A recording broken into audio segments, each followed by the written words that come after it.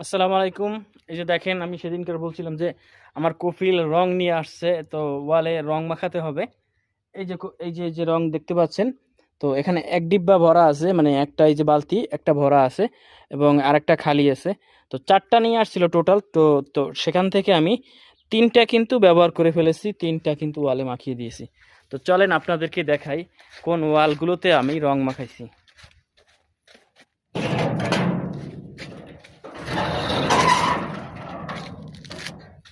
এই যে দেখতে পেলেন বাইরে এলাম, এই যে বাহিরের যে ওয়াল, এই যে এই ওয়ালগুলোতে রং মাখাইছি। তো এই রংটা একটু ডিফারেন্ট কালার, মানে সিলভার কালার, যে জন্য ক্যামেরায় অত ভালো বোঝা যাচ্ছে না। আর এটা কিন্তু সাদা কালার, একদম সাদা কালার। আর এই পাশে কিন্তু সেই সিলভার কালার। আমি কিন্তু এই সিলভার কালার এই রংটা করছি পুরো ওয়ালে। মানে অনেক বড় ওয়াল, এটা হচ্ছে সামনের ওয়াল।